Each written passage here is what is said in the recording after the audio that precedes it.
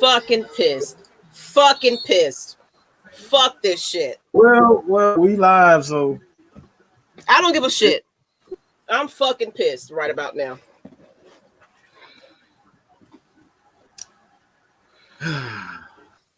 Fucking pissed. That conservative ass play calling. That fucking you know what? This is as bad as it can possibly get. Like, it is no coming back from this type of shit. Like, I had to change the title to it, so if everybody's seeing the title, if you did see the title, if you're still seeing it, yeah, these bastards found a way to lose on an onside kick. They couldn't even get that shit straight.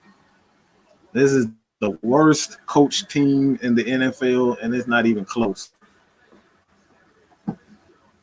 They find a way to lose the exact same way, play the exact same way on defense.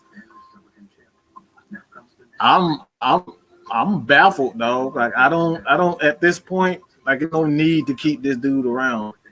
It ain't no need to keep him around. It's like, it's no hope. The hope is gone. Julio. Matt is mad. It ain't nothing more that you can do. These guys, like, what these guys, what else could they do? They did everything. Julio out there limping and shit. The defense is just, it looks worse and worse. Doesn't matter what type of players that we got on. It just don't fucking matter. It just doesn't fucking matter because Dan Quinn find a way to play that conservative shit that he always fucking play. We've been blitzing the first. What? You know what? The whole half of the first half, it was working. And he goes away from it and play that. Yes. I'm done. I don't even know what to say. This got me speechless. Hold on. 200. We got 229. I'm coming right back. We got 229 people. I'm sorry, dog. I apologize. Hey, geez, fucking sorry, man. I'm just damn, like, he got to get fired today. I mean, I'm everybody trying to, see positive out of this. The only positive that I see out of this is the players played. They played okay. Remember when I said and freaking incredible. It wasn't even that. No, the clock is still ticking.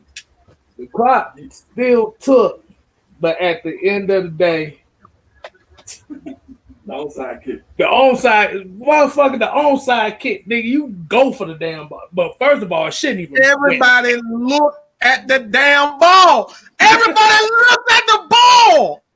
They just looked at the damn thing. Boy. Wow. Yeah. What are you doing? Yeah, that. What are you looking at the ball? What are you looking at it for? I'm so mad. I'm actually laughing right now. I'm mad because I lost a fucking bet that I got to deal with. Wow. Yeah. I'm mad. Y'all. Cute Maggie ain't here today. I'm fucking pissed. I'm fucking pissed. Wow. Yeah, I'm fucking stuttering and shit. I don't know what this is. Absolute. I'm just gonna say this, man. This just seems like Super Bowl all over again, man. Can y'all hear the background? Just let me know if you can hear anything in the background. No. All right. Jesus Christ. Man, Mike, hurt Mike. I'm hurt more than anything. I'm not even pissed. I'm pissed, but I'm hurt. This team has just found a way how to destroy any ounce of hope that we've had. Yeah, I don't know if Miss Maggie, Kevin looks like but she's like she's frozen. No, ain't nobody frozen in this motherfucker. I'm just saying, bro, what the fuck was that? So I said, you blitz the whole first half. You get all the pressure in the first half. Then you up, and now you playing prevent, basically playing prevent defense the whole second half. I apologize. This is you. It ain't nothing you can say positive about this situation. No, Nah. not at all. This, Not like, at all. Players doing dumbass shit. Everybody don't know the rules of the game. They don't know the rules of the game. They NFL players. I'm screaming at the TV, telling these guys, grab the ball. You can grab it. What are you doing? Just looking. All these fools that stood there looking at it.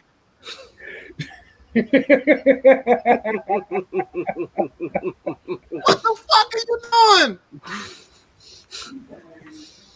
You can only laugh and cry at this point. It's like, this is just.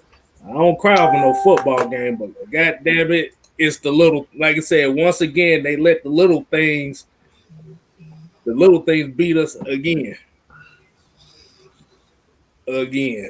Oh my God! Appreciate the super chat, man. I don't know who it is. Let me. I ain't even looking at the chat right now. I'm sorry, y'all. I'm not even in chat mode. New drop. Dale the Bird, step up. Hold up, can't see it. Can you do that, Maggie? I'm just. Oh my God! I like that. I appreciate it. I truly do. I'm sorry. I didn't even know who. Big Low, man, I appreciate it. Oh, new drop right here. Yeah, chat. Yeah, I want to see what he got to say, man. Big Low, man. What? God, appreciate bro. New drop. Appreciate you. Every thing that you guys, donate to the channel, it really does help in our growth.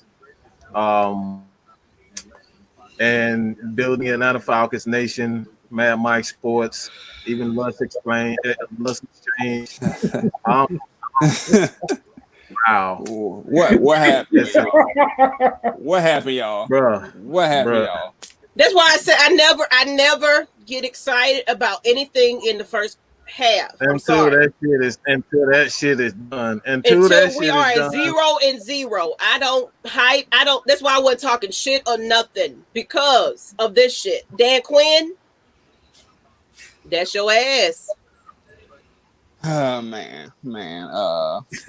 Hey, as I know we all pissed off about that. That was really kind of like what happened in the Super Bowl all over again. Mm-hmm. You got it to the big league, but then Matt Ryan and the offense, the defense was slowing down. They was able to keep the composure and keep it going.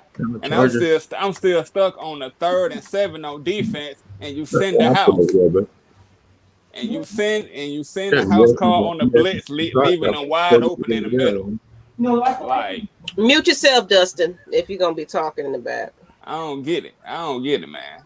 I do not get it about Dan Quinn. Yeah. Fuck. You know what? Ladies and gentlemen, this is the first time. Like, this is Super Bowl all over again. Like, how I was shocked at the Super Bowl. And we deserve to be clowned. And I'm like, I go to Twitter, you gonna see me run, dog. You never gonna see me run. I face adversity. So y'all appreciate the super chat. But thank you, Kakashi. We appreciate it. But good gracious, good God Almighty, man. Good God Almighty. This is embarrassing. This is the reason why. Why are you laughing over there, man? I wonder what's gonna be the excuse this week. We're gonna hear the same thing. We weren't prepared. We gotta play better. We weren't prepared. We gotta play better. Because reality, there's no excuse for that. Let me tell y'all something. It shouldn't even been that close in the first. Go ahead, Dustin. Go ahead, Lo. Go ahead, Lo. Let me tell y'all something. Let me ask y'all: Do y'all have that auntie who always has that son who's just bad? Y'all got that bad cousin, and auntie always make excuses for him. Mm-hmm. Yeah. That's what we've been doing ever since 2016. Ever since February 2016, we've been the aunties making a bad excuse for Dan Quinn. That's what we've been doing. Exactly. We've been making excuses for Dan Quinn's bad behavior. I've been trying to come up with every excuse in the book for this man to be successful in Atlanta. And over again, I've been saying, well, look, y'all, we don't know what's going on behind the scenes. Look, y'all, look, there is no excuse to be up 20-0 in the first quarter, force 3. The fact of the matter is, whenever you win the turnover battle, you got 3. You're 3 times more likely to win the game. So why in the world did we force turnover so many times, and then they put up 550 yards on our heads? Right. What in the world? That's what I'm saying. Like, that's what in the world? What in y'all don't gotta wait for Wednesday for my what in the world moment of the week, because y'all don't see. Hey, man. I think we about to let out some souls out here today. Oh, Look, yeah. I know. Look, I ain't got shit else to say about Dan Quinn, but that shit right there. Yeah. It's like we trying to be the positive voice for the Atlanta Falcons. You know, we're trying to be something different. But we kind of need y'all help in playing better and winning games and coaching right to help us remain positive and help other people remain positive.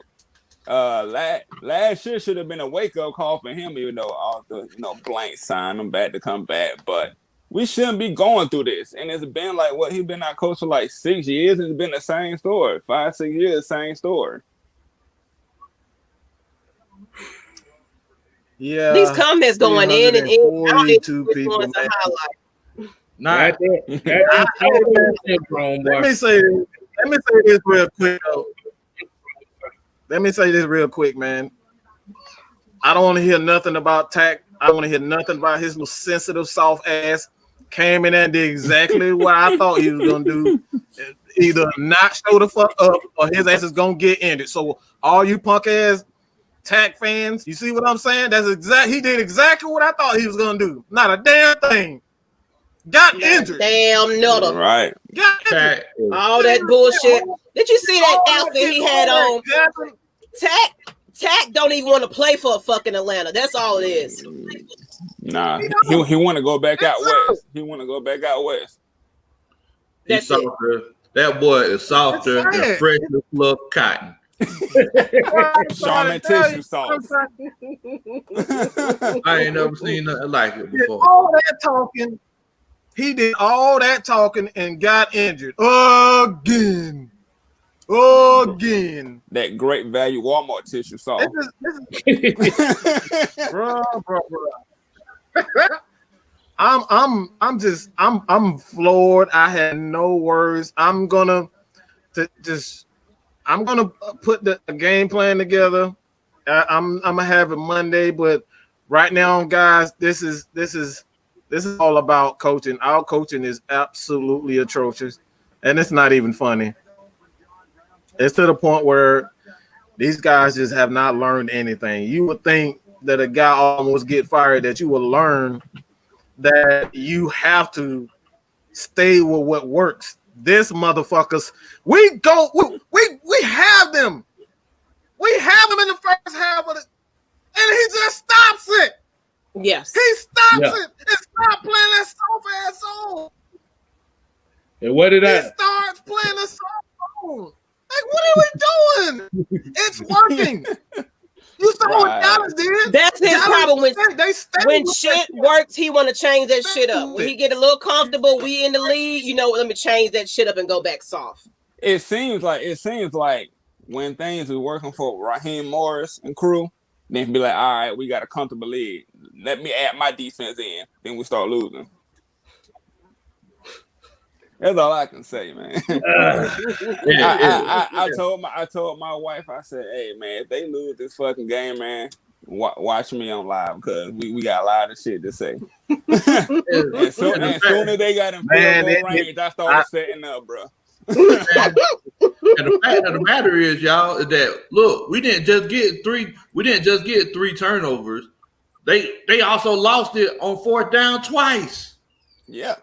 So in essence, it was 5 turnovers, y'all. It was 5 turnovers. 5 turnovers. You got 5 turnovers and you were ahead by 20 points. All I can say to the fans, man, is make sure you turn in Wednesday and Friday because we're going to rip their ass some more for losing this one. That's all I got to say. I'm baffled, dog. I'm baffled how you can lose this. And no longer can we continue to blame Appreciate the players. New This drop. is our coaches. Man, we appreciate it, New Drop. We trust you. I promise you, we love you for that, bro. Please appreciate it, everybody, man. Everybody. One of our super fans, Miss Donna, she was actually texting me during the game, and before the game, she was talking about how we put our war face on. We were blitzing, we were going in on them, and then by the end of the game, and it all stopped like usual. The 4-year-old coon. Look, man, the players played great, but this coaching just every time we have something that works, they want to start something new in the middle of the game. They just want to stop. They just want to stop it. It's working, and then we start going away from it. Dallas found something that worked, and they kept going to it. Our dumbasses started going away from what was working.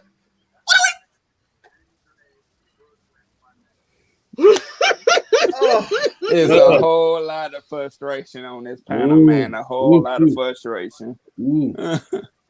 I throw my hands up. I ain't even got shit else to say. I got you. I don't even know what to say, man. Like he said, why go away from what's working? Exactly. And that is his fucking problem. And like I said, the problem is, like I said, if you got your foot on their necks, you want to kill them. Right. Like I said, it's the like y'all said, it's the same thing that happened with the Super Bowl. You got your foot on the neck, you found something that worked, you get too damn comfortable, and now what happens? What I say, Mike? I said I was worried about that couple 3 soft ass zone they was gonna play. Yep. And they wonder why a lot of us Falcons fans on Facebook, I was strolling up and down, and everybody was worried about that same thing, the comeback. We just all felt it was too good to begin with. Right. It's so many comments. I can't even highlight everything right about now. I'm trying, guys. There's so many comments. I apologize, but the only way we're gonna see your comments right now is we gotta go from the very beginning of the chest. I apologize. Like that's the only way we're gonna see it. Like there's so many pissed off fans right now. Like, oh my god. The ego of these guys is absolutely insane. Like you are that confident in that trash ass system that you have created, and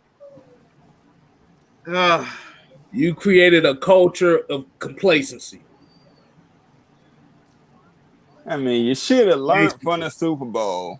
Then we just seen Kyle Shanahan do the same thing in the Super Bowl. So that should make Dan Quinn be like, all right, bet. So now they know what's on him or whatever. And, come out better. And we still get the same product. You can't even blame the players. As much as you want to blame Julio for that drop TD, man, come on. The game was still in our hands at that point. Exactly. And Julio is human. So it's like, I can't even get mad at him because that was a perfectly that was aligned correctly, and sometimes shit happens. So I'm not even gonna get mad at Julio for that at all. But still, it shouldn't even got to that point. Right. It shouldn't have even got to that point. Who to say that was even enough? If he would have called it, still one score, they gave up 2 points, 15 points in the fourth quarter, so it wouldn't have mattered. You're right. You're right. Cowboys outscored us 27-10 in the second half. Why in the world? Whenever and look, Ridley was eating. That's why I'm fucking pissed. Yeah. That man was eating, and I said on the last night that he was going to get the first touchdown, and he was getting them. Man, he was cooking them cornerbacks. Y'all seen how the cornerback fell in the back of the end zone? He was out there snatching ankles. Exactly. Man, my question is, how come whenever there's 2 minutes and change left, why do we drop back to pass the ball on second and third down? Right. Why do we drop back to pass the ball? I don't get it. What in the world? You know, Dirk Cutter don't like to run. That was saying big props to Ridley. Matt J, melanated motivation. I'm trying to read that. Agelon. I'm trying to highlight these comments. It's Terrence, like I'm highlighting the wrong. Yeah, there guys, you go. Man. There's so many people in here just so pissed off. Damn, it's 450 people. 451 people. There's a lot of pissed off. We appreciate y'all. Make sure y'all subscribe to Atlanta Falcons Nation if you own here. But we some pissed off. And make sure you follow Terror Artist 404. Right K here. Styles. Mr. Big Low Country. We got a lot of people on here. Matt Mike Sports. But we some pissed off fans right about Lush Exchange. We pissed off. It's so many pissed off people on here. Look at these folks laughing. Whatever, Cowboys fans. I know your homegirl, your partner happy about that. I lost my bet, so I gotta change. I lost my bet. So I'm pissed off because I lost my bet. That's why I had my shit lined up and ready to go. That's why I stopped doing them years ago. That's why I stopped doing them on Facebook. Mr. Hawkins, PLN. Do you think the Falcons can change their hold up. Can they change their? Can they recover psychologically? Hell no. Nah. This done. Like when you lose like this over and over again, you've lost the team. It ain't no coming back from this year. All right. It ain't no coming back because we've seen this shit way too many. We seen this way too many times. I made excuses after excuses. This is a appreciate terrible, you, Mr. Beasley. Appreciate you, Mr. Beasley. It ain't no way you can sugarcoat in any type of way. No type of way you can sugarcoat this. This is fucking garbage. His ass need to be fired today. Now. Like, don't even wait for the rest of the season. He got to go. It ain't no way around it. I'm a positive dude. It's some bullshit, bro.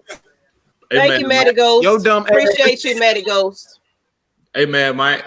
We appreciate those, man. God damn, man. I think Dan Quinn may have earned a new nickname after this whole experience. I hope it's fire that motherfucker. Fire him. Fire that motherfucker. After this experience in my world, Dan Quinn is forever going to be known as Junebug because we all Junebug. Look, thank you, Terrence Holmes. I'm so pissed off. Fire them. Enough is enough. Enough is enough. Seriously. Leave that man in Dallas. We appreciate you. Leave him ass. Don't even put him back on the fucking bus. Right. Wow. Just incredible. Moving forward. And I see people trying to get on Isaiah. They wasn't really attacking Oliver. They were attacking Denard's ass the last two games. Yeah. Yes. So, like I said, we missing Sheffield badly right now. We are. Even though he almost came up with one, but we missing that ball hawk for surely. Yeah. But we got who that fans on here, Lord Jesus. I don't hear about no Airbnb. Airbnb ain't gonna fix this damn defense. We need to worry about a defensive player, a defensive coach, that offensive player. Let's stop all this pretty prissy ass football and make some real and get some real defensive coaches. We need guys like Rex Ryan who know what the fuck they doing on the defensive side of the ball. How all these new ass coaches don't know what the fuck they doing becoming head coaches. then we got guys like Rex Ryan just sitting on the bench. They know how to. You just don't like him, but he gets results. And that's the guy I wanted. That's the guy Why I we wanted over Quinn. Don Martindale, like those guys know how to coach defense. Why are we still worried about these prissy ass offensive coaches? That shit don't win games. This ain't the NBA. When you got 25 fucking free throws and one from one player, this ain't how you do it in fall. You need defense. Defense still rules. Like it's sad. It's sad to see. It really is sad to see the Falcons lose the exact same way. Every game they lose the same way. That's the problem. Every game they lose the exact same way, and I just like who can you blame? It's not the players anymore. No, that's the philosophy that they're teaching. It's a bullshit philosophy, man. And I don't want to hear nothing about I don't want to hear a damn thing about no Tack. Okay, Tack is instinct right now. Let's trade his ass right now with his. Trade his ass like we probably can't trade him because his ass on the fucking hour. He'll probably end up on the damn hour. I don't hear nothing about his ass either. He look soft, sensitive, cowboy, brokeback mountain dressing ass. I bet you hit on post on Instagram today. He better not. He better not. I bet you it don't. We getting on that ass if he do. Oh yeah. These comments are going a little too quick for me. I'm trying to highlight the person that just donated, but I'm clicking on the wrong shit. My bad. Thank you, Desmond Capel. Call Oliver Butter because he gets toast. Thank you. Appreciate you. Thanks, Des. There's so many comments. I'm highlighting the wrong shit right about now. Yeah, we trying. We trying. Oh my God. This is. I apologize. Yeah, yes, it is, bro. You see my beer? Right now. You see my beer? Oh, I need some 100% moonshine right now. That's what's in here, bro. I need to go where you at then, but boy. Hey man, send me your address. I'm coming. Yeah, we finna get together and just, man. Wow. Like you said, you can't explain that. Like I said, we blame the players. The players do their job. Coaches ain't putting these guys in positions to make plays. At the end of the day. We got somebody. Lucas Strickler is the same thing over and over. We fired DC and promoted coach to DC. No resorts or improvements. And thank you, Lucas, for the donation. That's thank you. That's facts though. That is facts. I'll hit you up on Twitter, Lucas. I'll hit you up on Twitter, Luke. Oh, we got another one. IG. Tack couldn't hit water if he fell out of a boat. Thank you, Desmond Capel. God, the boy just floating in the air. I applaud him on that. Yeah, I got people on that. That's a good one. That's a good one. Tack didn't even want to be a part of this team anyway. Fuck Tack. That's how I feel. All that bullshit. Did you see that profile picture he had? All that bullshit.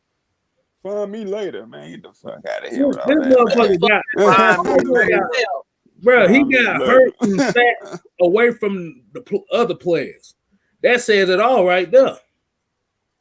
Like I thought he might have got hit in that area or something, but it wasn't even no contact with that. You ain't even want to sit with him. We're gonna get clowned all week. We're gonna get clowned, and I'm just gonna laugh and laugh and laugh. There ain't nothing else. I can't protect us for this. I can't do nothing about this. We can't do nothing about this, bro. You ain't gonna be able to protect Junebug. Junebug was wrong. We ain't gonna make no more excuses for Coach Junebug. Junebug was wrong. It ain't nothing you can do about this. This is crazy, man. This is insane. Oh my God! Can't go to the Cowboys. You right. Leave his ass there too. Please. Leave it there. Growing in and everything else. Leave it as there. He already got the perfect. He already got the perfect dress attire. Let him go. He went there like he wanted to be a cowboy. Go ahead. Stay. Oh, look at this. I love this one. Every week I got to fight a muggle. Don't say, I don't care. I'm mad now, but I'm still going to fight. Yeah. I'm still going to fight. Yeah. I don't care. I'm still going to talk shit. Hands up, boy. It's like, wow. The Falcons did this to us, but I'm going to forever be a Falcons fan, man. Exactly. We done been through this all over again. We ain't going nowhere. We live and die by the Falcons, bro. Live by, die by, believe that. Yeah. Like I said, it might only be the five of us left. Right. I'm die hard. I am die hard. What are you talking about? Falcons? I mean, it's in her DNA. Y'all think we're not gonna have come with the content? No, the content keep going. We ain't gonna stop now. We're gonna keep this going. We appreciate you, Nathan. Appreciate you. I think that's how you pronounce it. You know, that's what it's like being a Falcons fan. Now you can really tell how people are as a person. You know, if you lose. Shit, we got some more people coming on. Juju on that beat. He coming up in here.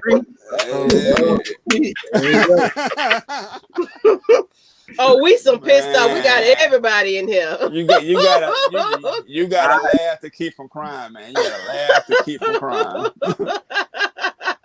You know. What up, Jew? We got serious. Jew ain't happy right about now. I see that face. Mm-hmm. We ain't never seen Jew like that. So go ahead, Jew. What's up, Jew? Let it all out, bro.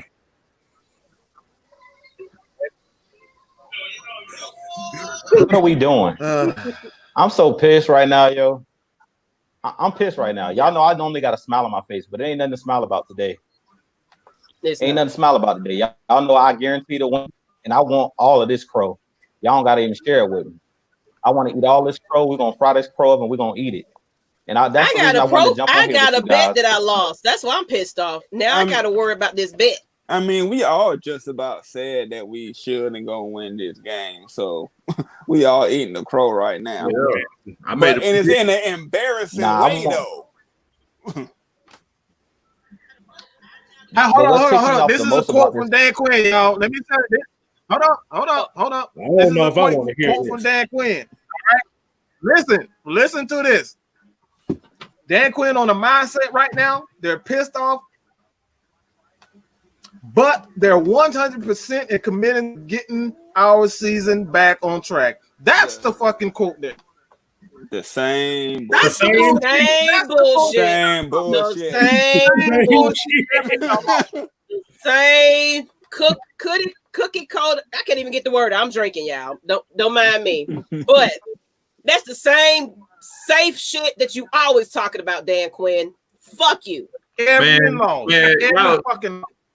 Man, look, y'all. Y'all want to know what my answer is for that? My answer is for his response. This is my answer right here.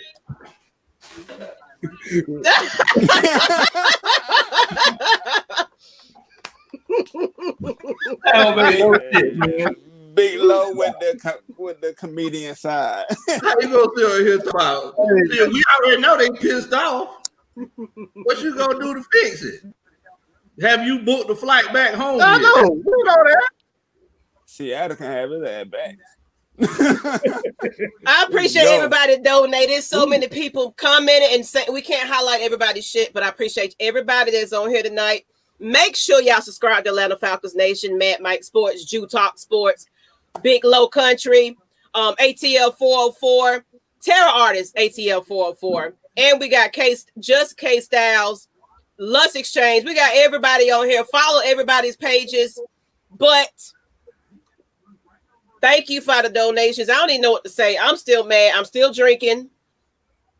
I'm pissed off. And God damn it, I'm mad as shit because I lost a bet. So I'm real mad. I know. I know Nikki happy. I know she about to give it to me. Man, she better not even get on here. I'm fine. Look, LaDonna on here. LaDonna, I'm fine your ass up too.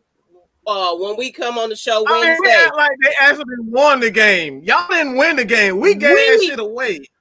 We gave it away. Y'all didn't win it. We gave it away. There's a difference. I'm trying that ass up. I mean, no. That's a terrible L to have right Look, there. Nikki, it's okay, Nikki. It's okay. Oh, it's not okay. Cool. If they try to get in, they're not getting in. Okay, it ain't happening today. All right, I'm outlawing. They ain't getting on. It ain't not right now. I'm not hearing that shit because we won't be friends if you get on this bitch today. I promise you that. I always hear that bullshit. Oh man. Of course, they had to find us now. So yeah, I lost my bet. I guess Dan Quinn like to lose in embarrassing situations. Dan Quinn, fuck Dan Quinn. I'm just saying. Dan Quinn, he needs to go. Bottom line, Arthur Blank. Hey, look, man. Get rid of his ass. He don't even need to make it to the next game. This the deal, y'all. Hey, look, I don't know if y'all talked about that onside kick. Oh my God. My problem with a lot of these Falcons players, my problem with a lot of these Falcons players is go ahead. Why do players act like they don't know what to do? Why does players act like they don't know what to do? We had 3 players standing around the football waiting till the ball get to the 10-yard line. Go attack the football. Go pick the football up. If you go hear the telecast, the broadcasters talked about it. Why are the Falcons standing around? Zacchaeus was standing right there. I believe it was Luke Walker. The ball is sitting right there in front of you. Why wait for the ball to bounce or to get to the 10-yard line and then try to dive on it when you have no momentum? Like the ball's right there. So to me, it's not even coaching. It's just being stupid. Like anybody that's played Pee-wee football know if the ball is right in front of your face on the onside kick, you go attack the football. You don't wait for the football to touch someone. It's our football. Go for the football. Go attack the football. Our guys literally stood there and watched their guy pick the ball up. When the ball was hit, it was rolling. I waited until it got to the 10-yard line. At the very least, it's a penalty and have to do it over. So I don't understand what the hell they even like standing there. That damn awareness, exactly. Bro. So can you say that's coaching? I can't even say that's coaching. That's just being stupid. That's just being stupid. Like put them in a situation to where they was already mentally at the game. That's coaching. You put them in a situation where they're already mentally out of the game because of stuff like this happening over and over again. That's coaching. Because Matt Ryan has to be perfect, and the defense have absolutely no confidence in themselves because they're not putting them in the position so they can succeed. You got, as a coach, your job is to instill confidence in these guys. Put them in the position where they can succeed. And when you don't have confidence, you're not going to have the best out of. You're not going to get the best out of your coach, out of your players. So yes, it was stupid, but this is a direct. This is a direct issue with the Atlanta Falcons. Why Dan Quinn has to go, because he put these guys in position where you're not thinking. Put them in this position where they're comfortable. They're already out. That's crazy, dog. They already like, oh, yeah, we lost this game. We about to lose this game, and you're not going to think straight in those positions. That's bad coaching, bro. You got to put your guys in position to succeed.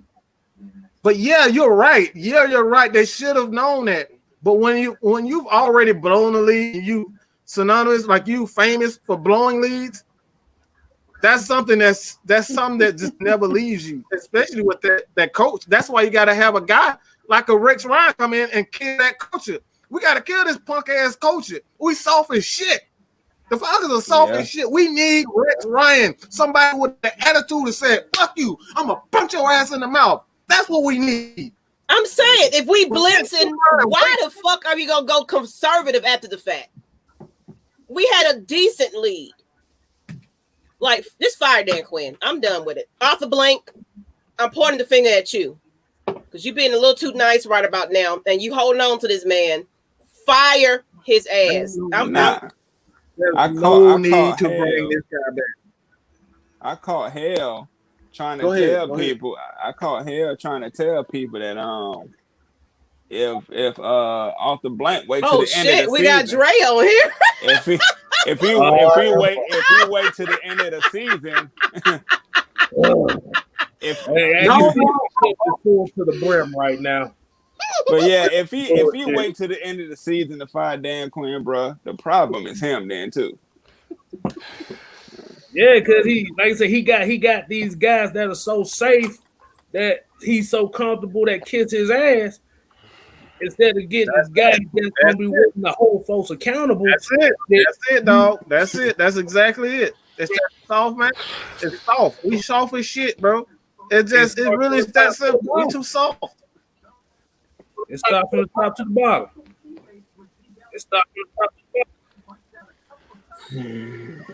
I have no words, man. I have no incredible fucking words. Incredible. I have no fucking words about this atrocity of this football game. I have no words. I just want to break it down real quick. Hey man, somebody block that Saint motherfucker in there, okay? Block his ass right now. Block him for the whole channel. We won the turnover battle. We made Ezekiel Elliott work for his yards. Matt Ryan played the game of his life, and we still lost. Ridley still fucking played lost. a game of his fucking Ridley life. ball. And you know what? I got a couple crows pieces I want to give out. First off, I want to give a crow to Julio Jones. You're the greatest receiver in the league right now. You're the best receiver in the league, and you dropped a potential game-changing touchdown. Yeah. You know what I had to go through when he dropped that touchdown? My dad called me. He was like, "Oh, Julio's supposed to be the best in the league, huh? He dropping easy touchdown passes." I'm like, I didn't have nothing to say about that. Number two, I gotta blame whoever the special team coach is. I'm blaming him too, because this is elementary Pop Warner, basic backyard fundamental rules. The offensive team can touch the ball at any time before it gets to 10 yards. Who is the special team coach that didn't remind them to do that? He needs to get his walk of paper. He don't even have to fly back to Atlanta. He needs to walk from Arlington to Atlanta. He needs to walk. He needs to walk.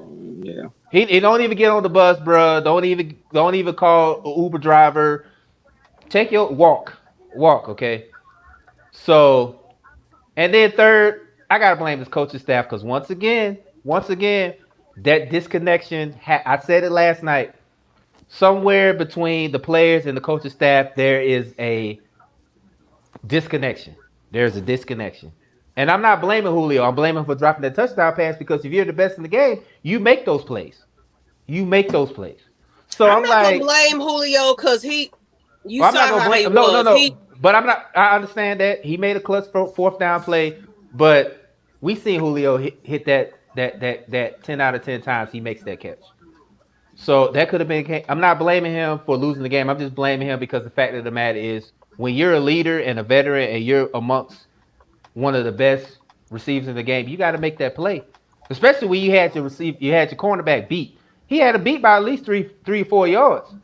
Yep. You know what I'm saying? Like, he had a step on him. So I'm not blaming him for losing. I'm just blaming him for the fact of the matter. If he would have scored, it'll be a whole new discussion.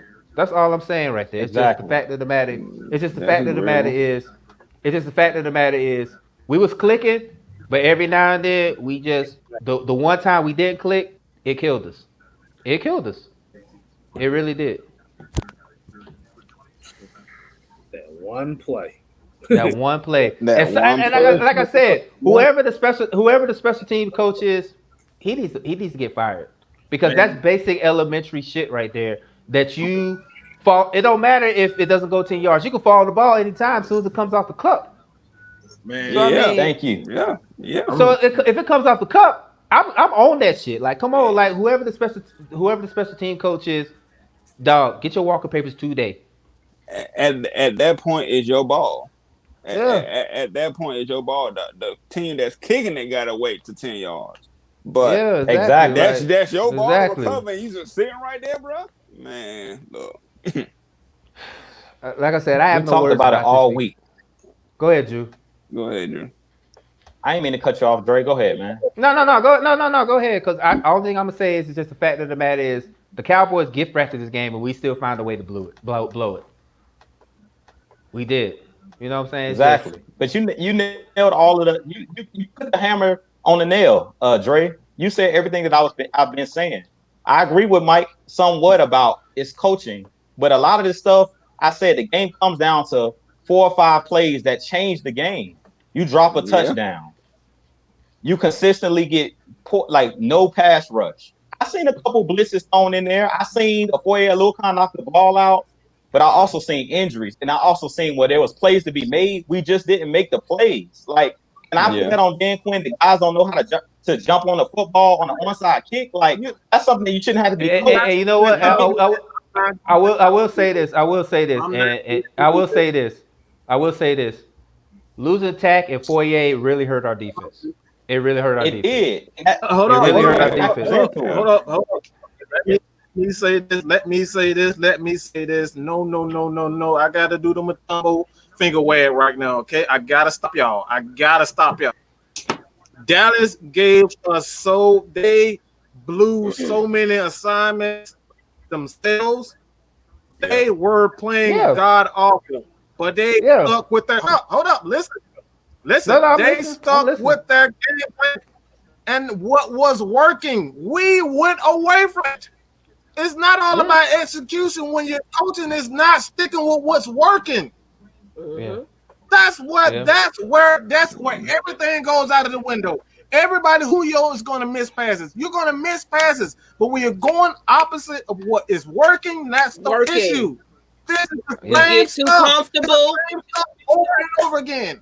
It's the same stuff. We go away from what's working, and then players make mistakes. Why? Because they're going away from what works. That's the issue. We can sit up here and talk about he didn't make this play, we didn't get that tackle. But when you're doing things that they're not accustomed to doing well, and you go away from what they are doing well to go back to some shit they don't do well, that's coaching. You got to put players in position to succeed, and that's the issue. That's the issue. You're not putting players in position that you're not putting players in position to make plays. They're going to make mistakes. They're going to make mistakes. But when you're constantly putting these guys in position to lose, boy, if you don't get your little ass out of here. I will like I said, I will say this. And Mike, I agree with you. But losing Tack and Foye hurt our defense. That's all I'm saying. It really did, because who the hell worried about Tack? You should have known he was gonna get hurt. I understand that. You should have known he was gonna get hurt. He ain't never. I understand that. I understand that, but at the same time, you saw the pass rush change when they left. You saw it. Yeah, you saw it, because when they were just rushing forward with Tack and Dante Fowler, they weren't doing what was right. That's the point. You saw the working because it wasn't doing it. They were waiting for what was working. Yeah, but like I said, this is my opinion. I think the pass rush did change because with Dante Fowler and it's when you was not working, when what's working and you do something that doesn't work, players are not going to execute to the maximum effect. This what it comes down to. If you're a cover 3, if you play a cover 2 better than you play cover 3, but you stay in cover 3, that's the coaching. It's not players. They're a better cover 2 team than they are cover 3, but you insist on playing cover 3. How is that the players' fault? Well, let me tell y'all this though. Like one thing that everybody is also forgetting too is that, like, even after we did get all of those turnovers, it's one of those situations where, you know, we kicked 3 field goals. Like a lot of times we did get in the red zone and we just didn't put things. I mean, we didn't get in the end zone the way we should have, you know, with all of these, you know, these offensive weapons that we have. I mean, look, when you do go into the game, like, you know, the defense is going to do what the defense can do. But whenever you do get the opportunities in that red zone, like, you know, that's where you're making money at, man. Even everybody. It's 29 points, bro. You win a game with 29 points. Thank you, Mike. Not with this defense. Thank you, Mike. Not with this defense. Tell him. That's the point, man. That's the point, man. 29 points, you win the game. You gotta adjust your expectations sometimes, though. Y'all go ahead and talk because I'm really pissed off. I can't say nothing. And then I know Raymond said something about do I still have faith? I mean, yeah, I still do, but who can you blame? I mean, who really gets the blame here? I said special teams gets the blame on this one. All you had to do is fall on the ball. That's all you had to do. Special teams messed up on one play. They put up 550 yards. Right. All he had to do was fall on the ball, and that's it. Like, I don't want nobody blaming Matt Ryan. I don't want nobody to blame. I don't even want nobody to blame Dirk Carter because Dirk Carter did as much as I don't like him. He called a balanced offense today. Well, special teams get this. Yeah, special teams gets this donkey. They get this donkey. So I mean, I can't put it on them because they shouldn't have been put in that situation. That's 550 yards. So I understand that, but at the same time, this is elementary Pop Warner. Let Devontae. Let Devontae. What you got to say, Devontae? My bad, y'all. Man, I just wanted to address some things, man. So I just want to say shout out to everybody for letting me come on. What's up, everything right there before I even speak. But things it's making me angry because it's just coaching. To me, I'm not saying it's like elementary, but like you can't be that stupid. These are professional people that you can't do one simple job. And I addressed. I know I'm on Twitter right now. I addressed Justin Hardy saying, karma is real. That, and you can't say you weren't talking about the Falcons because that's the direct game you were talking about. So that's why I addressed him saying you can't be a former player and then you be so high and mighty talking crap. It's not like you on a roster right now. You at home watching the game just like we is. So you talking crap too. That ain't funny. Sorry ass anyway. Your ass at home. Right, you can't get past fourth spot on the receiver chart. Like, what you talking about for? And I addressed Pack as well for not saying he got injured and that's he shouldn't have got injured or whatever. But it's like you came to the game in a goddamn cowboy outfit, talking shit, being funny. That's not funny. Y'all are 0-2. You want to sound like grabbing your dick because your groin hurt, nigga. You can't play that. You can't play that. You can't play that. You really can't. That it bothers me. Like we got players that are having you can't go out there and just dress and laugh and joke when y'all on the season. Like that should be on you. When your coach is sitting there on the hot seat, there's 53 players on that team. What does it say about you that the person above you got fired because of your work on the field? At your job, you did your job wrong and your manager got fired because of you. How would you feel? I want to make this one point too, because I wanted to come on here and I wanted to say a goddamn job well done by Matt Gano. Yeah. Gano did it. Yeah. Gano did the game, and I wanted to come on here and give him his props on that for coming in and do it. But goddamn it, what the hell? I don't know, man. It's just, and that's like I said. I can't say anything, man. I really can't. There's no words to describe. I'd rather would have got blown out than lose like this. Exactly, man. It just like the Super Bowl feel all over again. Like. Yeah. And even when we was up 29-10, I still had that feeling in the back of my head, like the Falcons gonna Falcon this up, and lo and behold, man. Honestly, that should be a problem when you get. It don't matter if they was up 100-0. The fans over here like, man, they gonna lose, and then they somehow make a way to do it. Yeah, that's a problem. We can't say this team's not talented because we know all types of all pros. When is it gonna get it in their head? Even Calvin really saying we should have just won the game. That ain't enough to say. And you had a stellar game, but you are 1 of 53. When is 11 of them players and the other 11 gonna get it through their head? The team is it Dan Quinn? Is it Ben Cott-Whitaker? You were talking about the special teams coach. That's his name, Ben Cott-Whitaker. I don't know how to actually say it, but it's Ben. He's a new special teams coach. Peace out. You telling me they waited they waited 10 yards to catch the ball and talking about they knew what they were supposed to do? No, they didn't. We got film. How you gonna tell me they knew what they were supposed to do? If you got 3 players standing around the onside kick, you cannot tell me they knew what they were going to do. No, they didn't. They didn't know the rules. You want to know how I know they didn't know the rules? Because those were young players over there. But I still think the special teams coach gonna be like, bruh, As soon as they kick that ball, be on that shit. Like, come on, dog. Like, whoever the special team coach is, that's his fault. Because he should have said that before. Because everybody, all of us knew that what Dallas was going to do after they scored a touchdown. They was going to try to get the ball back. So if I'm the special team coach, I'm like, look, as soon as the ball come off the cup, off the tee, get on it. If they give us a penalty, that's fine. If they give us a penalty, that's fine. But at the same time, get on that shit. Well, I'm gonna tell you, Drake, because I coached special teams before. I know it's one of those situations. Like we used to tell our players, like if it's a situation where if it's within 10 yards, like don't touch it, because we don't even want to risk touching it and not being able to pick it up. But at the same time, it's like you got to be able to be a football player and make a football play. Like if you see that it's rolling and you know that that's our ball, just jump on the ball. You know what I'm saying? Exactly. Yeah. Just jump on it. Because the only thing that's going to happen, the only thing that's going to happen is you get a penalty. If you get a penalty or not, at least you're going to fall off the ball. You gave They were sitting there like looking at it like it was a TikTok video. Some girl twerking like, let me see. Oh shit! Like, come on, bro. Something like that. Yeah, like y'all rolling there, bro. Like I was watching. One thing that bothers me the most is that we have the players that are not directly involved with certain things taking accountability for it.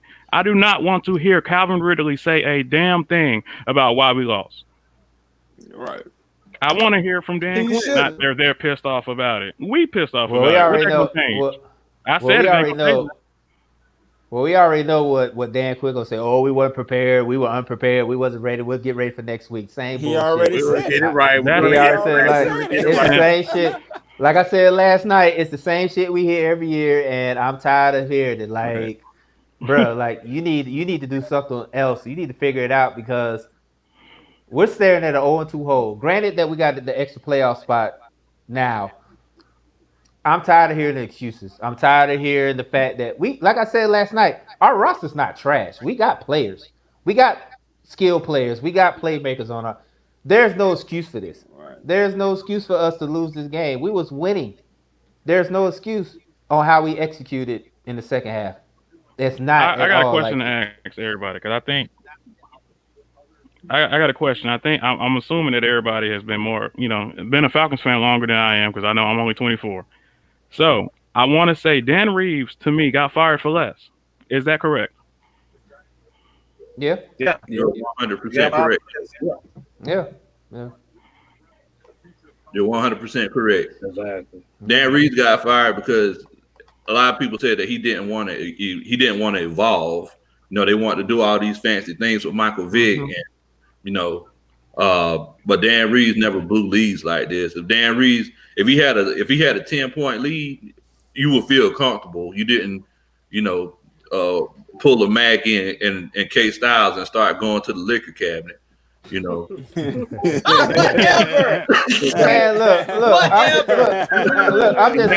I'm just like it's. There's no words, man. It really isn't. Like, it really isn't no words on how we blew it. And like I said, and if I'm Arthur Blank, I'm looking as soon as Dan Quinn and Thomas Dimitroff get out of the plane, I'll wait for him at the door. Like, bro, what's going on? Like, what the hell happened? Like, you had this game in the bag and you blew it. Arthur Blank won't get him to the end of the season. And then I'm telling you, I'll be like Nino Brown in New Jack City, and I have everybody sitting at the table, and I come in there with my cane, and I'll be like, "What the hell happened? Like, really? Like, come on, this is inexcusable." And I said it last night. I said this was a winnable game, and it was for about 75% of the game, and then it just Falcons going to Falcon. It should be a win. You can't say nothing else about it. How you got Tyron Smith out. Their right tackle, that was his second start. Left tackle, that was his first start. And you killing him for the whole game. 4 takeaways. Literally, hold on. Let me read that. What did it say? It says something. Falcons are the first team to lose after scoring 39 points without a turnover. We always the first team to do something bad, bro. It's just I'm tired of these. I'm tired of these negative posts. I'm tired of these negative posts about. We blew a Super Bowl when we was up 28-3. We blew a game when we was up. like enough is enough, man. It really is. It's enough is enough. And then we got to play the Bears with Khalil Mack's crazy ass next week. Yeah. Yep. My only problem with the records are they're all under Dan Quinn. So Really? so my question to you guys. I know Mike already said it, but I want to ask you guys. Do you think that we should make a change now or just wait till the end of the season as far as coaching? Should we just wait till next season? So we do like we did last year as far as, the Falcons started 1-8. The Falcons started 1-8, then they turned around and finished 6-2. So we have another start like that. Should we make a change then or should we just wait it out?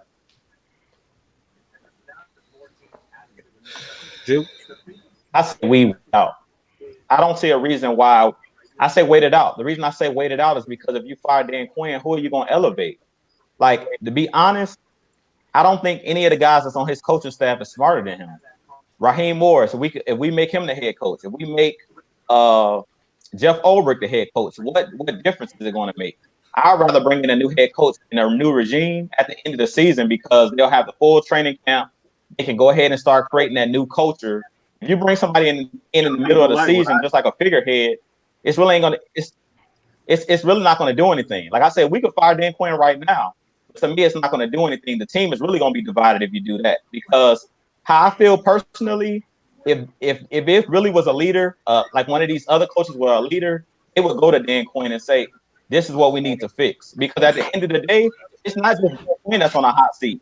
It's his whole staff that's on a hot seat. Because if we fire Dan Quinn, 9 times out of 10, the new coach that's coming in is not keeping none of these coaches that's currently like offensive coordinator, defensive coordinator, whatever you coaching right now. If Dan Quinn is fired, you might as well say I'm getting fired too. So at the end of the day, I personally feel like all of those guys need to band together. I'm not saying that Dan Quinn needs to stay after the season because you guys know I've said it since training camp.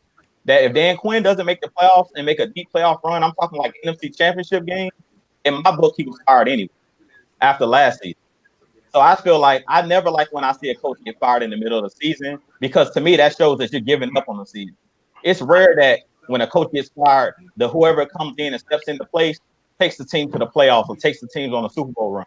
That's not going to happen. So if you fire Dan Quinn, you're basically telling the players that the season's over. That's basically what. I mean, I hear you, but I'm gonna say this, and I think you're gonna hear how many people? 493 groans, and I'm gonna say this, and I think this is exactly what should happen. 501. Okay, y'all gonna hear 501 groans at the same time. All right, and Dre, get ready for this. Get ready for it. Dirk Cutter should take over as the leader. All right. Because these guys do not respect Dan Quinn. Look, it's nothing he could say that's going to get this team turned around. When you're losing the exact same way, the only guy who's qualified for it is Dirk Cutter.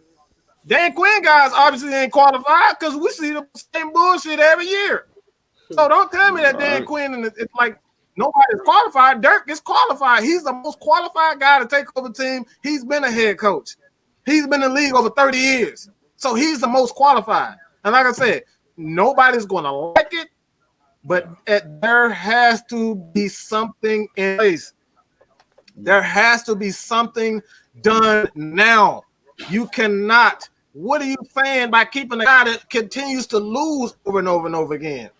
Yeah, Dan Quinn, and like no one is truly qualified outside of Dan Quinn and Dirk Cutter. So you, quote unquote, might be saying, the season over by firing Dan Quinn, but it's all about salvaging your players that you have. Look, we got to salvage Julio. We sitting up here talking about, salvaging the season. What about Grady Jarrett, Deion Jones, Matt Ryan, and Julio Jones? What about those guys? What the fuck are they feeling? Mm-hmm. The fuck with everybody else. Fuck everybody else. Like seriously, fuck everybody else's feelings. If Matt Ryan wants him gone, if Julio wants him gone, if those guys don't believe in Dan Quinn anymore, who the hell are we to say to keep this man? It's all about the players. We got to get the players' thoughts in this. Everybody want to say that we need by giving up, but what do these guys think? This is the reason why Roddy White ended up getting forced in retirement, is because essentially Dan Quinn, let's be real, Dan Quinn did not stick up for Roddy. He forced him into retirement. Let's be real. Nobody stuck up to him. They stuck to Dan Quinn, and they got a fall on it. And like, honestly, that's the truth of the matter. They chose Dan Quinn over the players. And at this point, at some point, they got to stick with him. I think they want to stick with him. But they chose Dan Quinn over the players, and it's quite obvious if you ask me. And that, like I said, nobody's gonna like seeing Dirk Cutter as the head coach. I don't necessarily like it, but at this point, when you continue to lose, man, this is a horrible way to continue to lose. You're gonna lose your fan base. You're gonna lose the players. You don't have shit if you keep Dan Quinn as the head coach, and that's just the truth of the matter, man. Somebody needs to have some accountability, honestly. If you look at the coaching staff, you're like, okay, Dan Quinn, head coach. Dirk Cutter, offensive coordinator, former head coach. Raheem Morris, defensive coordinator, former head coach. How we got these three people who have the knowledge of the top position coaching like that? That's a problem to me, and they need to show everybody that they need to grow some balls. If you can fire Dan Reed, somebody who actually was a winning person on the team, you need to fire Dan Quinn and say, yeah, we messed up. We kept him too long. Somebody got to show and say that's what happened. All I know is if we lose to Mitch Trubisky next week, boy, I'm telling you, it's gonna be some smoke in the city if we lose to Mitch Trubisky next week. Sure, at this rate, we probably will. But you don't want to think about it. You don't want to think like that. Being a fan, you don't want to think like that. Go ahead. It's sad to say that. It's just, I mean, what can the Falcons do at this point? Like, seriously, what can they do at this point? I mean, the Seattle game, we were unprepared. The Dallas game, it just blew it. What can we do to right the ship? Because I mean, yeah, we're 0-2. We can still make a run and do things, but at this point, what can the Falcons do this time to just right the ship? Because the way we lost today, that can take a toll on the team the whole season. So what can they do to kind of right the ship? You're right. It's unfortunate. You can't ask them to score 100 every game. We're going to still lose 100 to 1-on-1. Right. You can't. What else? My problem is, what else can they do? What else can we ask them to do? I don't know. I mean, I'm asking you guys. Maybe you guys can suggest this. I don't know. At this point, it's just we're not in desperation mode, but we gotta put it together, man. We really gotta put it together because it's not gonna get any easier. We still haven't played our division games yet. That's the crazy part. We still haven't played our division games yet. So at what point that the Falcons could look in the mirror and say, we got to fix this, man? Because I didn't really have a comfortable outlook on the season. I said 10-6, maybe sneaking the wild card. But the way we're going right now, I don't know. I really don't. Already 0-2 in the NFC South and the NFC. That right there is we lost to two. Yeah, we lost to two. We lost to two NFC teams. Yeah, they staring 7-9 and 8-8. They're right in the phase right now. And that's the crazy thing about. And that's the crazy thing about it is we lost 2 NFC games and we still haven't played our division yet. Yeah, exactly. And then I think we can still turn it around though. Yeah. We can, but we play another NFC team next week. We play the Bears. We play the Bears this upcoming Sunday. We play the Bears. So that's another NFC team we got to play. The week after that, it's the Packers. That's like I'm saying. Like the schedule is not in favor of us. So, man, like I said, we could turn it around, but if we lose to the Bears and that bad man in Green Bay. I'm not saying we staring at 0-4, but it's gonna be a long ass road if it happens. Yeah, man. At the end of the day, we gotta stop shooting ourselves in the foot, man. That's all it is. we're beating ourselves in a lot of these games. Against Seattle, I don't know if I could say that. But this game and a lot of the games that the Falcons lose, I've been watching it. We all been watching it for years. When Mike Smith was here, since Dan Quinn's been here, I remember the NFC Championship game in 2012 against Colin Kaepernick, having a huge lead. Dirk Cutter was the offensive coordinator then. And we lost that game the same exact way. Got out to a huge lead and let them come all the way back and lost at the end. Man. So we're repeating. Common denominator. Thing is though, Drew, you saying we need to stop shooting ourselves in the foot. But the thing is that we need to stop cocking the gun and aiming it at our feet. Then, Facts. I mean, you can't. You gotta make adjustments throughout the game. You can't put things in place or saying, "Hey, well, if we go up 17 points, this is what we're going to do." It's like, no, that's not the case because. I mean, we just seen we literally watched momentum change in this game. Yeah. After Julio dropped that pass and after they came back down and scored that touchdown, we literally watched momentum change in front of our eyes. So I mean, it's like you can't just say, "Oh well, we're just gonna run cover 2 zone for the rest of the time," and because we don't want to tire out our players. That's what you have depth for. If you think running man and blitzing. And in those particular cases, if you feel like that's a situation where it's going to tire people out, sub the other players in. You got to trust the other people too. But it's yes.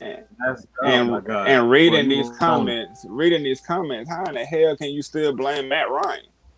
I done seen about 2 or 3 people talking about Matt Ryan can't throw it for 20 yards or Matt Ryan, chokes or let me I just want to say this. I want to say this for everybody that's blaming Matt Ryan for this loss. Kiss my ass, basically. Thank you. Hey, let me address the fans real quick. It's not even Matt Ryan played a hell of a game today. So for all y'all that are blaming Matt Ryan, y'all just are some bitter ass Vic fans. That's all y'all are. Thank you. I'm gonna say this. I'm gonna say this just once. Don't, huh? I'm gonna say this just once. Go ahead. Do your thing. Yeah, I'm gonna say this just once. Dre, it don't matter who you bring in if ain't nobody to lead them. I don't care if they got the next coming to Reggie White, Reggie Wayne, Jerry Rice, Peyton Manning. Don't matter who they bring in. I don't care about they need a tank for this player, tank for that player. That player not going to come in and change nothing unless you have the right person to lead them.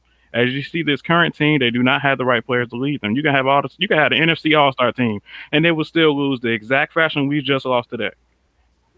And that's why I said everybody's talking about tanking for Trevor Lawrence and Justin Fields. How we know they're going to be good coming out of college? And then y'all go, like I said before, when Matt Ryan leaves, the Falcons team is not going to be that good when we get a rookie. And then on top of that, what if Trevor Lawrence and Justin Fields are trash when they come out the league and we got them? Then y'all gonna be complaining about that. Yep. Y'all gonna be complaining about that shit. Y'all are never happy. That's the thing. Y'all are never happy at all. Some of y'all Falcons fans, y'all are just bitter ass Michael Vick fans. I call it, Dre, I call it getting naked. Whenever somebody what? That's what I call it, man. That's all they are, man. They are bitter ass Michael Vick fans because they have undying loyalty for Michael Vick. They do. And I said it. Michael Vick, yes, he came, he was a black quarterback, and everybody saw him as a superhero. But like I said last night, I don't give a fuck who's the quarterback for the Falcons. It could be Willie Beeman, Uncle Rico, Shane Falco. I'm all about winning championships. I want to win championships. So y'all don't give a damn who's back there. Hold on. Let me give a shout out. Hold on. Let me give a shout out to the people. Dre, true statement. This is a stat that I noticed. Anytime the Falcons score 17 points instead of 21, they lose. They lose since 2012. That's an interesting stat. And also, Jermale Frazier, Matt Ryan played a great game. And look, man, I think Big Low said this earlier. You gotta score a touchdown. When you get those turnovers, you can't get field goals, man. You gotta score touchdowns. That's another negative. But at the same time, he's absolutely right. But when you score 29 points, man, 29 points should be more than enough. I don't know a team that like you should be able to hold the team. You should be able to hold the team to, under 29 points. If you can't do that, why the hell are you even playing? Like, why are we even playing? Like, why are we even playing the game if you can't hold the team under 29 points? Yeah. I want to address this comment. I want to address this comment right here. Hold on. Let you act like Matt Ryan did play a hell of a game. So did hold on, Dre, I know you pissed off. Hold on. Let Kevin. Kevin like you got because I know Dre pissed off right now. I just want to address this comment here that surprised the hell out of me. But I'm gonna let Kevin go because I'm loading up. I'm about to come with a contra spread gun on this comment. I know. That's why I said go ahead, Kevin. Okay, so anybody that's blaming Matt Ryan for this loss, you should get shot twice. Not twice.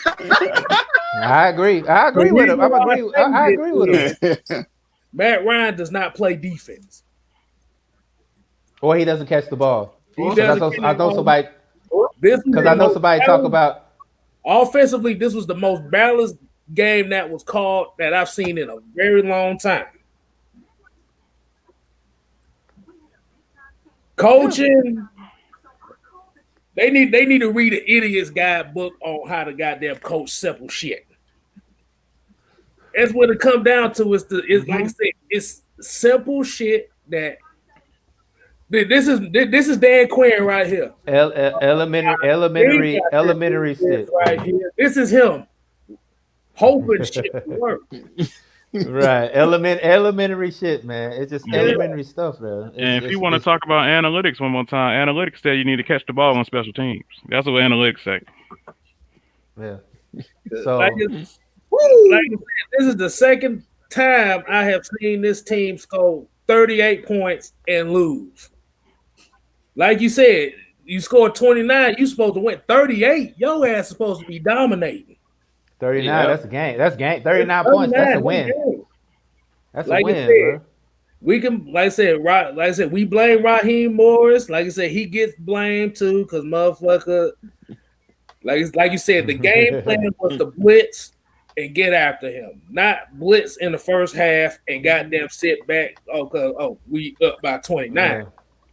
But Dan Quinn gets a blame too because you the overseer of this shit. You see the momentum swinging right there. And that goes into the super chat from American Rat Ass. I just wish we wouldn't be complacent. Once we're up, we had it and we let it go. Is it coaching or cockiness? Love the show. Keep it up. Appreciate it, American Rat Ass. Look, man, whoever want to take that can take. Hold on, Jude. Let Jude take this, man. And we'll go to Tonio and then Big Low. If he's talking about us getting complacent, real talk, I don't feel like we got complacent. My biggest problem with this Falcons team, and I've been saying it for years and years and years, and Mike can attest to this because he's been following my channel probably the longest out of you guys. I said this 2 years ago. The Falcons are too little inside the trenches, point blank in the period. And that was my biggest thing with what Dre was saying about I seen a difference in the gameplay once Tack went out of the game, once Afoye and Luakon went out of the game, but mainly Tack. The defensive line didn't have the advantage anymore. Zeke was running wild on us. He was mowing through us like grass. He was a lawnmower and we were the grass. Anytime, and that was the biggest thing I was afraid of in this game, is if they hand that ball to Zeke, they controlled the clock because really, they could have really dominated us if they just consistently ran the ball. When Steven Means was out there, it was a total different. As much as Mike, talks about Tack and how soft he is and how much he cries and stuff, and I agree with him. Tack is a much better player than Steven Means. And what's the kid's name? 91. I forget his name now. Jacob. When those guys won the game, they weren't doing anything. They were getting pushed around. And I seen change in the game. When I seen DeMonte Casey get ran over for that touchdown, they were just, like I said, they were just basically out toughing us. And that's pretty much what all the teams since for the last 2 years, we always talk about sucking against AFC teams. And I made a whole video about this. The reason we suck against AFC teams is because those are teams that run the football and they have good offensive line. Pittsburgh Steelers a couple years ago ran through us. The Colts last year ran through us. Marlon Mack. All those teams that are physical. The Tennessee Titans with Derrick Henry ran through us. Why do we get run through? Because our defensive line we don't have the players up front that we need. We have a couple players, Grady Jarrett. To me, what's the kid's name? 96 that we got last year. Tyler Davidson. To me, he's solid. But to me, I feel like we need, and that's the real reason why I wanted Derek Brown. Because I really feel like this Falcons team is missing that big guy in the middle. Yeah, Grady Jarrett can stop the run and stuff like that, but he's not the biggest guy. He only can do so much. If you put another guy next to Grady Jarrett that can actually be in there just to stop the run, like a Fletcher Cox, a bigger guy, not these little guys, because these little guys get pushed around. To me, that's the biggest issue with us, is that we can't make teams one-dimensional. We can't make teams one-dimensional because we're so soft up front. Mike said it. When's the last time y'all seen the Falcons get a goal line stand? Anytime a team gets in the red zone within the 5-yard line, every time I see a team get in the red zone, I'd be like, okay, they finna score a touchdown. Because we can't stop Zeke. So I already knew every time they got in the red zone, they're finna score a touchdown because we can't stop the run. And if you watch this game, once they got momentum and Zeke started eating, they were dashing us right up the middle. And I seen the change when Tack went out and when Foye and Lil Khan went out. Early on, those guys were playing physical up front. They actually were doing a decent job on Zeke. That's purely on Dan Quinn, actually. I mean, that's man, good on Dan Quinn. Jew, you just really I do put that on Dan Quinn. Yeah, you just really said what I was gonna say, man. You can tell the change in the game, especially when Zeke scored that touchdown and he plowed through KZ. That's how I knew it was a whole different ball game from that point on. The Cowboys are ready to play now. And then, Tack got hurt. And, okay, Tack is soft. But after that, you did kind of see them not getting to the quarterback no more. That was also a factor in. I was like, okay, all right. This comeback may be happening because not Dak, he got the, what is that word? The confidence to sit in the pocket, to throw the ball. Then, our cornerbacks ain't all that good. So the wide receiver was running free. So, yes, I do agree that we need some big nasties in the middle of that line because, like you said, when the last time the Falcons did a goal line stand. And and when people get in the red zone, I just be not in the red zone, like in the 5 yards, and then I'll be like, hey, they from the skull running right here. We're running what you just said. Go ahead. We're running a scheme that predicates off of those big guys up front, and we're like, all right, we're gonna do that, but we're gonna have small, fast players. It don't make sense. How are we running a 3-4? We ain't got no Vince Wilfork. We ain't got no DJ Reader. All those types of really solid nose tackles that, we don't got Grady Jackson no more. I know that was a long time ago, but you can't run no small, skinny 3-4 and think you finna do something with that. And I know that when Tack went out, or unfortunately, Tack went out, because he's a really good pass rusher. But you're telling me Tack going out, that stops the run? He's not a good run defender at all. So how did Stephen Means coming in, not Grady, but John Kaminsky's a very good run defender. All these guys, they're just getting plowed over. And then we don't even have Kazee even on the side where Ezekiel Elliott is even running from. I never saw Kazee get a tackle on Ezekiel Elliott today. Why was Allen and Kazee in that spot? I think that's weird. Are we shading him from contact? He didn't seem to be shy from the contact when he hit that receiver. So what if the run stopping? We know we're not saying they're the best run stopping team, but today we didn't see none of that stuff we've seen before. We have no kind of run defense, and that's my biggest problem with this team. We don't have no, if a team literally says, I'm finna line up and just run the ball every play, like the 49ers used to do with Colin Kaepernick, where they would just say, we're gonna line up, we're gonna put Frank Gore in the I formation, and we're just gonna run right at you because we're better than you, and we're bigger than you, and we're gonna push you around and play old school football. Those are the type of games that we lose. When we play a team that say we're gonna go 2 yards in the cloud of dust, 3 yards in the cloud of dust, and after a while we're gonna wear you guys down because you're too little. That was the same thing that happened in 2012. Go back and look at the NFC Championship game. It literally said they got down by, I think it was 17 points they got down by. And they didn't give up on their running game. Colin Kaepernick and them continued to run their scheme. We're going to let Frank Gore eat. We don't care if y'all got a 17-point lead. Eventually, this run is going to wear you out. And pretty much that's what teams do. They continue to wear our team out, wear our defense down. And the reason I say there was a problem when Tack went out it's not so much that Tack was stopping the run, but he's a better pass rusher, and also it cuts down on how many guys you can sub in and out of the game. Because if you're short on players, you already the guys are getting tired because they're getting gassed by the run. That was one less guy up front we had to sub in the game when the defense started to wear it down. That was the problem with it. It wasn't that Tack is going to stop the run necessarily, but that was one less big body you have because we don't have a lot of big bodies as it is. And I've talked about it before about Grady Jarrett sucking wind. And that's the biggest reason why I say that we really need Marlon Davidson right now. Like Marlon Davidson was supposed to be that guy that was going to come and be another gritty guy up front that was going to be, have Tax back and also have Dante Fowler's back and Tax back. But we don't have those, we don't have them guys to get injured. So we had to play Steven Means. We had to play Jacob Tatui Mariner when we know those guys is not as talented as our guys that we, that should be out there. But it's just like, you don't even have nobody to sub in. Like I kept seeing Steven Means out there, and he basically was getting mowed through. Every single one of them was getting mowed through like grass. And I'm like, see, this is the problem right here. And it was just like what Tonio was saying. At that point, that's when you seen Dak calm down, and he noticed they can't even stop Zeke. So I know I'm gonna be able to pass because that pass was not getting to him. But he started to sit in the pocket and just survey the field. And if I see Oliver one more time face guarding somebody and not looking for the football, I don't know how many times you seen him with his back turned like he playing defense in basketball with his hands up. Turn around and make a play on the football, dog. Honestly, Jude, they drafted him for that. They drafted him for that. They knew that was in his scouting report. Now, my problem with this team, another thing, especially when you scouting these players, after they done with their rookie contract, they should not look anything like that scouting report says. It pisses me off going back and researching and seeing all their pros and negatives and seeing the exact same players when they came in as a rookie. Yep. No development. Exactly. No development. I agree with you. Cookie, I agree with you. Let me kind of change it just a little bit and I go with Dre and we go to Big Low and Kill. This question goes to Jamel Frazier.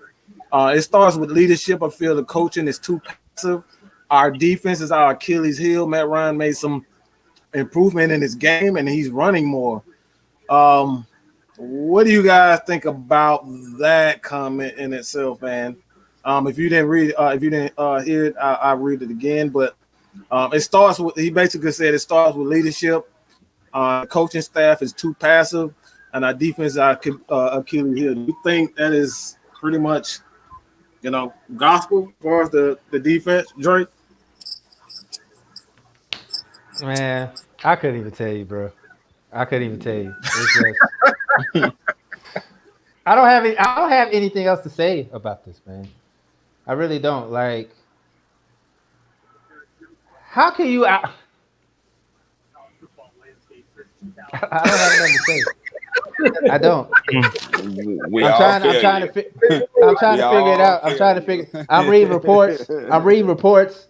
I'm reading that Dan Quinn gave us the same speech that he gave us when we lost to Seattle, and for the last 6 years, I'm just like at a point now where I don't even care anymore. I mean, I care about my team and I want them to succeed, but this point is, if Arthur Blank waits till tomorrow and fires everybody on the coaching staff, I won't even be mad.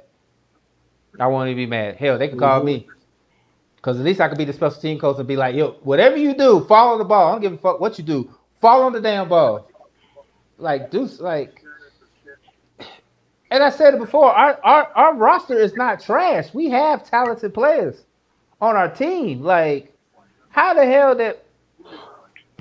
I don't know, bro. I don't know. I don't have anything else to say, man. Big Low, man. What you got, man? Man, so I mean, just addressing that question, whenever it says it all comes down to leadership. The first part of that question, I do want to say that to be honest with you, look, guys, I don't think it's an issue with leadership. I think it's an issue with knowledge and an issue with knowing what to do in certain situations. I think as far as him being a leader, I think it's one of those things where, the players obviously like him. And I think that since the players like him so much, they do follow his lead. But they're following his lead in the wrong direction. Like, So I mean, I don't think it's a situation where, it's not him being a good leader. I mean, because it's like Like, look, they wanted to fire the man last year, but everybody was like, no, man, we need to keep him around. We can actually win with Uncle June Bull, you know. But as far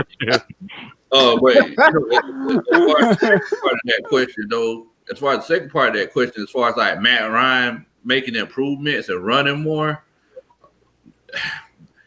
I don't see what you mean when you say he made improvements to his game because he's running more. To be completely honest with you, I don't want to see that man run at all because I'm 35 myself, and I know I wouldn't be wanting to run as a quarterback and get hit, you know, from anybody. So to be completely honest with you, I don't feel like that's an improvement. I feel like, you know, that's just something that he had to do in that particular situation. But I don't feel like that's an improvement on his game. I feel like he played just as well as he did last week, to be completely honest with you. I don't know what y'all think about that. So, Kel, what you got, man? I'm trying to get the words right here. Hey man, these sides, man. Everybody with these sides. I mean, what can we really say though? Like, what can we really say? Like, what can we say to be encouraging for next week? Like, there isn't nothing to say. Like, maybe tomorrow, maybe Tuesday, maybe Wednesday, but right now, there's nothing really to say right now. It really isn't. There's nothing to say how we lost this game. See, I think what the issue is, like I said, the players love him because he's a player's coach. But, and we've seen in the past, a lot of player coaches don't win games like that. I think in order for you to really get the best out of your players gonna have to respect you or fear you. As far as that lets you know they just like him because he's friendly as hell. Exactly. So they know, okay, I can play like ass this week. Nothing ain't gonna happen to me. He gonna pep talk me and shit ain't gonna happen. So yeah, I'm gonna fight for this guy. But it's coaches that make you respect them. That, you know, you might not like in the beginning, but you'll see, you know, through tunnel vision at the end, be like, okay, he was trying to get this out of me, this out of him, so we can win that goal. The most winningful coaches, they ain't give a fuck about being no damn player's coach. Exactly. And like I said, you gotta have that respect because, like I said, the players. I feel like the players play better when they know that each game you could get benched. And like I said, I didn't see no emotion from Dan Quinn whatsoever. And like I said, I think that's where the leadership comes in at because you want to rally the troops to play their best, not cuddle them up to the point where, okay, now when it's time to make a play or when the time is online, now I'm going to just sit back and just be like, well, I tried. You're the overseer of this whole shit. Like I said, you can blame offense coordinators, defensive coordinators, special teams. At the end of the day, the head coach makes the decisions for all those guys. Bang. Yep. So as far as leadership, like I said, I think after that Super Bowl run, I think as far as leadership, Dan Quinn had hit that ceiling after that Super Bowl. Because it's like now, like, what can I do? Right. Like you said, we look at the press conferences every week. It's like the same shit. It's like he got shit wrote down. Like, okay, I'm gonna say this before the end of the week. Okay, I'm gonna say this just in case we lose. I'm gonna say this just in case we win. And as far as Matt Ryan making an improvement, I don't really see no improvement. He's playing like he's been doing that. Yeah, he's been doing that. He's been doing that. It's just that the fact that, like I said, you're looking at it as you wish you had a mobile quarterback. A mobile quarterback doesn't guarantee victory anyway. Right. Because that's where a lot of these like Vic fans say, okay, I wish we had Michael Vick. It's not a guarantee that even if you had a mobile quarterback, you're gonna win games. Like I said, Matt Ryan is a top 10 quarterback in stats right now. He's been your most stable quarterback here since 2008. Yeah. We, like I said, as Falcon fans, we suffer through Stockholm syndrome right now. We deal with it all the time. Mm-hmm. But what the consistency is that you know that Matt Ryan is going to play every week. It's not a situation where, and I think that's where his leadership come in. You don't always have to be a rah-rah leader. You ain't always got to be yelling at. Like I said, the players are going to respect you if you're out there on the field giving everything you can. Yeah. Matt Ryan made some throws that you be like, why the fuck you make that throw? But that's only like a 15% chance that he would do that. Mm-hmm. But at the end of the day, like I said, I think the reason why these players like Dan Quinn is because they know they can play like shit and nothing's gonna happen. And they'll be all right. They can still make their money, man. Which kind of just leaves us. We've been going about almost an hour and a half, man. I know everybody want to kind of get back to the game and whatnot, so we're gonna go into our 2-point conversion. If you don't know what that is our last thoughts. Each person have their last thoughts and say what you got to say, man. So we're gonna start with your boy Jew. Go ahead, man. All right, y'all. So it's going to be a simple 2-point conversion for me. If the Falcons want to be a playoff team, if we want to contend for a championship, we got to fix the trenches. I don't care what coach comes in here. If you can't dominate the trenches, you can't win in the NFL consistently. And that's the biggest problem I'm seeing with this Falcons team. The only reason we jumped out to that huge lead today against Dallas, it wasn't that we were doing so well against stopping the run. It was because we got turnovers early and we were able to double them up. We got those fumbles early, and we converted on, scored touchdowns, scored field goals. So if we want to get back to the Super Bowl, if we want to get back to being a dominant team in the NFC and in the NFL, we got to fix our trenches, point blank in the period. I don't think it got nothing to do with Dan Quinn's leadership. I don't think it has anything to do with none of that. I think he's a great leader. I think he has the wrong personnel. And I think that's what Cookie was saying. Cookie by Nature was saying is we don't have the right personnel. We go back to that Super Bowl team, and I've made a video about this on my channel. So definitely go subscribe, Jew Talk Sports. And if you go back, I made a video in 2017, I believe it was. And I talked about it. The biggest issue with the Falcons is on that Super Bowl team, we had Rasheed Hageman, we had Jonathan Babineau, we had a bunch of guys in the trenches. I forget who wears number 91. I don't think his name is Pernell McPhee. It's somebody. It was a guy that played with the Ravens. I forget his name now, but he was one of those guys that was dominating the trenches. So if we want to get back to being a great team, we have to get those edgy players up front. So my prayer is that Marlon Davidson comes back this week, because if he doesn't come back, we're not going to improve in the trenches. Like if Tack is out next week, we're going to be seeing Steven Means and Jacob Tatui Mariner and those guys getting all the snaps. John Kaminsky, good luck. I've been talking about it all off season. The defensive line was going to be improved, but it looks like guys are starting to drop like flies. So we just continue to have injuries on the defensive line. If we don't improve our runs, our run stopping ability, we're not going to be a playoff team. And Dan Quinn is going to get fired if those guys don't come back. We don't get Marlon Davidson back. If we don't get Kendall Sheffield back, because Oliver's playing god awful. And if we don't have pressure on the quarterback, every elite quarterback or decent quarterback is going to spot him in coverage, and they're going to pick on him all day long, because they realize either it's going to be a pass interference or it's going to be a step too slow. And I really don't care what defense you play, cover two, whatever. You can keep a safety over top. He's basically getting exposed. And the reason he really got exposed today was because of the defensive line. The defensive line and the offense and the secondary go hand in hand.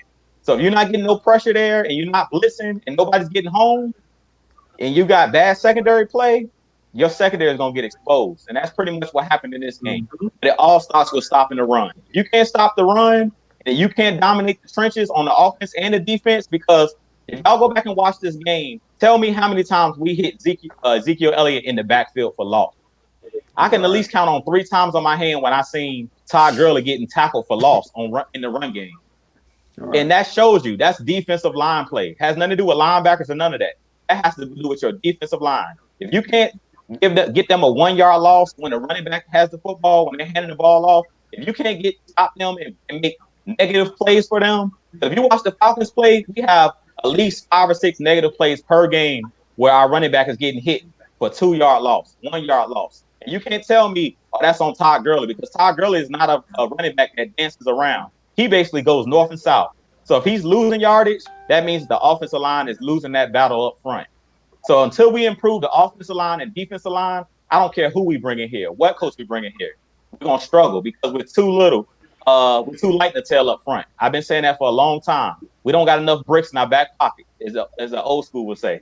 So we just too little. We're getting pushed around. And at the end of the day, the game of football is all about moving another man against his will. They call it a game of inches for a reason. And if you can't stop the other team, meaning block the other team, and you can't penetrate in the backfield and create negative plays for the other team, whether it's sacking the quarterback or whether it's causing negative plays in the run game, I don't care who you are.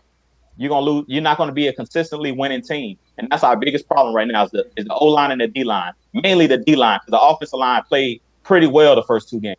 I put this all on the defensive line, and I'm gonna leave it at that.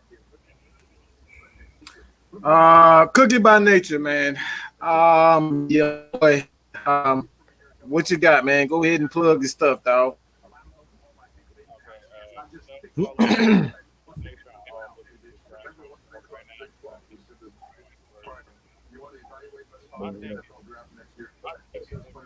Oh, we can't hear it. Can you guys hear it? Can't really hear it. Yeah. Get up out of here. I know. Sound better? Yeah, we got you. All right. I'm saying, at 2016, it's 20 on these all. When you watch them draft, Going out again, bro. It went back kind of low again. Yeah. Lost it. I'm gonna take it out and put it back on.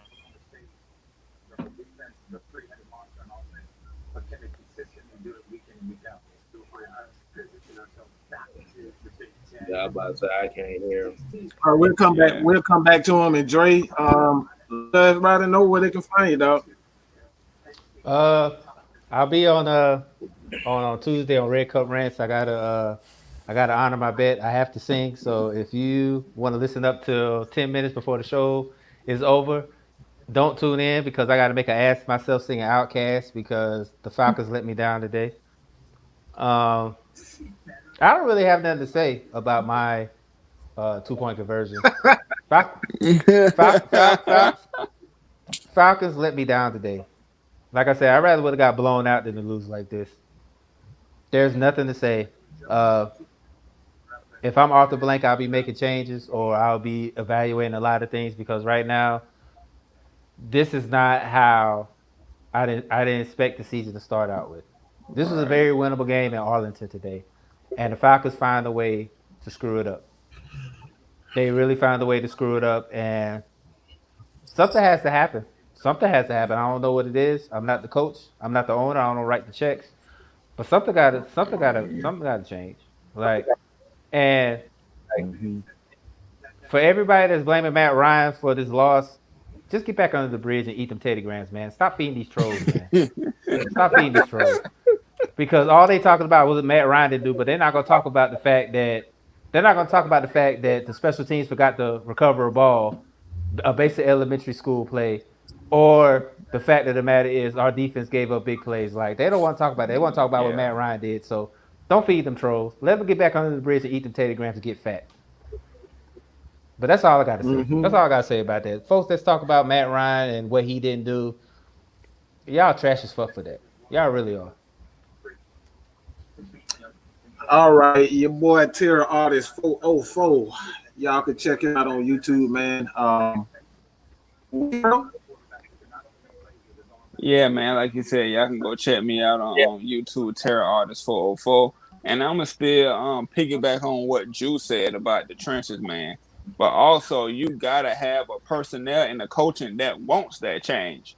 Like we see it. Why don't y'all? And we're looking at TV. Y'all see it in practice, training camp, whatever the games. And we have a general manager that don't have the best of luck of drafting offensive linemen. And as we can say at this point, defensive linemen as well. So my thing is, how can we see it, but y'all don't? Like, You gotta have the big nasty people. And I told Big Low this the other day. I love a defensive line, the offensive line that want to see the other man cry, make the other team's men cry. Like, take control of them, pound them, take control of them. Like that's what they're there for. They're there to be the tough and the mean guys and the ones that back in the day how they used to like spit on each other and do all this type of crazy stuff. But we need all of that. We need all of that on this Falcons team, man. And I don't see how they don't see it. That's all I got to say. Woo. Big low. Get low. Get low. Window to the wall.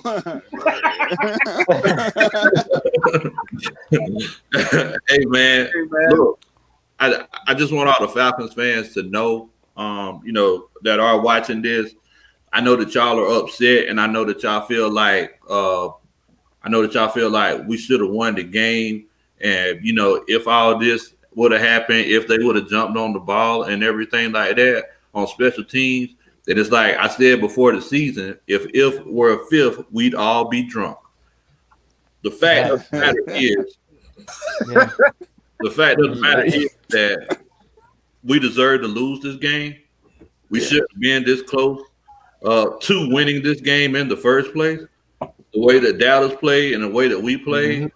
Unfortunately, y'all, it's like, look, they had 550 yards of offense. We shouldn't have even been in the position that we were in the first place. I pick it back off of what Jude and what Antonio said. It's like our defensive line definitely does need work. We can get to them in passing situations, but in running situations, we got to put some weights in our pockets. Our coverage is terrible. I mean, I don't know if y'all seen on. I look on Pro Football Focus a lot, and we had a really low score on there. But the coverage isn't going to get any better until you get pressure from that defensive line. Mm-hmm. I know that y'all are upset and everything, but look, we didn't deserve to win that game, y'all. It's like the result that happened is the result that we deserved, unfortunately. Matt Ryan, Calvin Ridley, they played a great game, but unfortunately, there are three sides to the ball, and the defense and the special team, for one play, didn't do what they needed to do today. Yeah. Look, y'all, every Wednesday, I want y'all to check me and my homeboy here out, Antonio, LT. This way. Yeah. I also got my own YouTube page as well, and you can find me on Twitter and Instagram at Big Low Country. I'm from the country, so I accidentally spelled country wrong. That's country with a K-U-N-T-R-Y. Thank y'all. country mother. That's the way it is, man. K-Style, man. Let's go. Well, like I said, I'm going to piggyback a little bit on what they said about the defensive line, which made me appreciate guys like Bess Wilford, Ted Washington, Mount Cody. Like I said, we got punched in the mouth. And like I said, it's all a reflection on the coaching staff. The coaching staff can't take a hit in the mouth. And it just, like I said, it just looks bad. It just looks bad for the upcoming season. Because like you said, we already down 2 games in our own conference. We ain't even started our division. You still got Green Bay. You still got Kansas City. And Chicago. Yeah. And Chicago. Chicago, Green Bay. Yeah. And like I said, it has to be a mentality change, because when we saw from the beginning of the season, before the season started, we thought we was gonna see a shift in mentality. Yeah, that's what we want. Yeah. We've been wanting a shift in mentality from the beginning. Like I said, not this corporate cookie cutter bullshit they've been putting at us for the last few years. Because at the end of the day, that's what it all sounds like. And like I said, today was just unexcusable. Like I said, the little plays beat us. Like I said, we can't beat ourselves before they beat us. Like I said, that's a sound of a mentally soft and weak football team. Yeah. Like Country Low said before, and like Drew just said, it's about pushing one guy an inch to the next guy. It's about beating the man that's in front of you. And I also want to give a shout out, like I said, to Matt Gano for goddamn playing a hell of a game. Because for him to step in when McGarity got hurt, like I said, I just want to give my props out to him because Marcus Lawrence couldn't do shit with him. And that's their $100 million. Mm-hmm. Yep. Mm-hmm. All right. Devontae. I want to say one more thing. Defense, y'all be ashamed of yourself. I'm gonna just leave it at that. Yeah, that was pitiful. Man, it's just like I said, it's just there's nothing to say, man. I'm like, I want to watch football, but I don't want to watch anymore. So I'll probably watch some Goof Troop or something, man. I can't watch some more football, man. I understand how you feel. I understand your feeling, man. It hurts. It hurts because we show the world. This is what happens. This is my saying that I'll let whoever goes next. We showed the world that we can win a game and compete with anybody in the league, then turn around and blow it in the most inexcusable way at the same time in one game. That's the bad part. Because I said it last night. The Falcons have the rosters to compete with anybody in the league. We have the players to play, but we also have the tendency to, I call it Georgia PTSD, because of all whatever goes wrong for the Falcons. Usually, what happens, and you kind of get a PTSD about it because you get that feeling in the back of your neck, like something's about to go wrong, and it does. That's the bad part about all of this. We had a chance to really show the world playing against. I'm not saying they're a great team, but playing against a team that it's a high market team. Dallas is a high market team, and we had a chance to go there and make a statement, and we shit the bed. We really did. We shit the bed on this, and there's no excuse for it. So they better come with it next week, because if they don't, you already know what's gonna happen. Yep. The grumblings are gonna get louder, and the screams and the griping is gonna get louder. So Falcons, y'all better get it together, man. Y'all really do, because it pains me that a team that's so talented underachieves so much.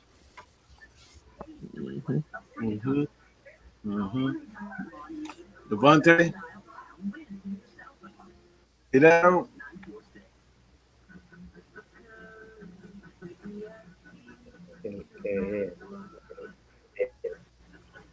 Yeah, I can't. We can't hear you, dog. I guess Dan Quinn don't bench you. Man.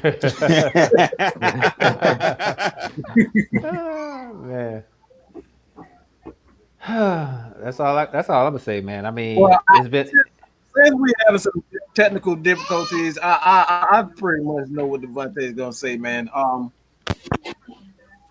I can check him out for the most part. He's affiliated with your boy Mad Mike, so you already know that I don't really bring anybody anywhere near me who don't know what the hell they're talking about. Guy's an absolute brilliant guy. 24 years old. He's doing some big things, man.